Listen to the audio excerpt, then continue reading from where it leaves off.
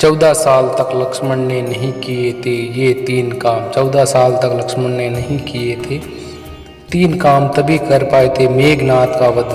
भगवान श्री राम और लक्ष्मण के अगंध प्रेम को तो सभी जानते हैं, लेकिन क्या आप जानते हैं कि एक बार भगवान राम के मन में भी अपने अनुज को लेकर शंका उठी थी भी, जब ऋषि अगस्त्य ने कहा कि रावण के पुत्र इंद्रजीत को स्वयं राम भी नहीं मार सकते, उन्हें तो केवल लक्ष्मण ही मार सकते हैं। आइए जानते हैं कि ऋषि अगस्त्य ने ऐसा क्यों कहा। एक बार अगस्त्य मुनि अयोध्या आए और लंका युद्ध का प्रश्न छिड़ गया।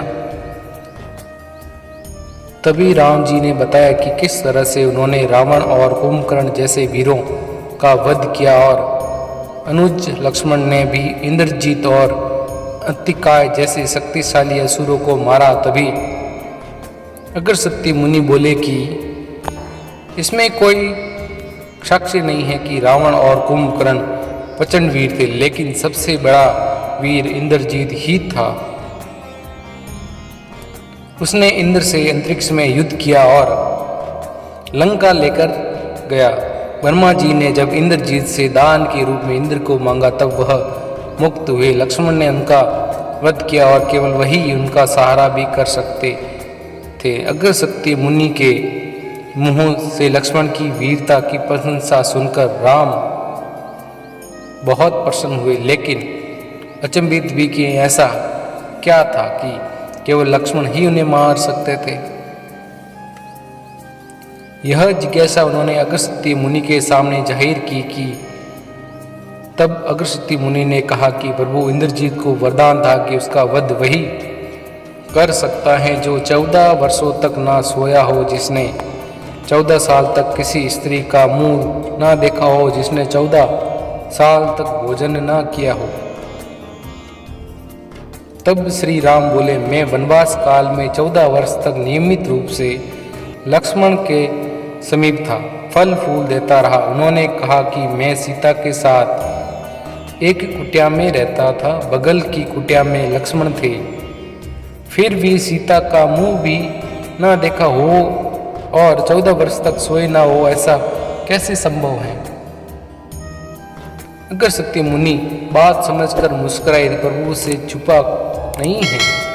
भला दरअसल सभी लोग सिर्फ राम का गुणगान करते हैं, लेकिन भगवान चाहते थे कि लक्ष्मण के भी वीरता की चर्चा अयोध्या में घर घर में हो। तब अगस्त्य मुनि ने श्री राम से कहा कि क्यों ना लक्ष्मण से ही पूछ लिया जाए। जब लक्ष्मण आए तो राम जी ने कहा कि आपसे जो पूछा जाए उसे सच सच कहिएगा। प्रभु ने पूछा, हम तीनों 14 वर्ष तक साथ रहे, फिर भी तुमने सीता का मुंह नहीं देखा, तुमने फल दिए फिर भी अन्नहारी कैसे रहे और 14 साल तक सोए नहीं, यह कैसे हुआ। तब लक्ष्मण ने बताया, भैया जब हम भाभी को तलाशने ऋषि मुख पर्वत पर गए तो सुग्रीव ने हमें उसकी आभूषण दिखा कर पहचानने को कहा था। आपको स्मरण होगा, मैं उनके पैरों के आभूषण के अलावा कोई अन्य आभूषण नहीं पहचान पाया था, क्योंकि मैंने कभी उनके चरणों से ऊपर कभी देखा ही नहीं। 14 वर्ष नहीं सोने के बारे में लक्ष्मण ने कहा कि आप और माता सीता कुटिया में सोते थे, मैं रात में भर जाग कर धनुष पर बाण चढ़ाए पहरेदारी में खड़ा रहता था। निंद्रा देवी ने मेरी आंखों पर पहरा डालने की कोशिश की तो मैंने निंद्रा देवी को अपने प्राणों में बांध दिया था। निंद्रा ने हार कर स्वीकार किया कि वह 14 साल तक मुझे स्पर्श नहीं करेगी, लेकिन जब श्री राम का अयोध्या में राज्य अभिषेक होगा और मैं उनके पीछे सेवक की तरह छत्र लिए खड़ा रहूँगा, तब मुझे आप घेरोगी। आपको याद होगा, राज्य अभिषेक के समय मेरे हाथ से छत्र गिर गया था। लक्ष्मण जी ने आगे बताया कि जब मैं जो फल फूल लाता था आप उनके 3 भाग करते थे, एक भाग देकर आप मुझसे कहते थे, लक्ष्मण यह फल रख लो, आपने कभी यह खाने के लिए नहीं खा, फिर मैं बिना आज्ञा कैसे खा लेता। मैंने उन्हें संभाल कर रख दिया है, सभी फल उसी कुटिया में अभी भी रखे होंगे। प्रभु की आदेश पर लक्ष्मण जी ने चित्रकूट की कुटिया में से सारे फल की टोकरी लेकर आए और दरबार में रख दिया। फूलों की गिनती हुई, लेकिन 7 दिनों के फल नहीं थे। उस 7 दिनों के फल के बारे में पूछने पर लक्ष्मण जी ने 7 दिन फल न होने का भी रहस्य बताया। उन्होंने बताया कि जिस दिन पिताश्री के स्वर्गवास होने की सूचना मिली, हमने निराहार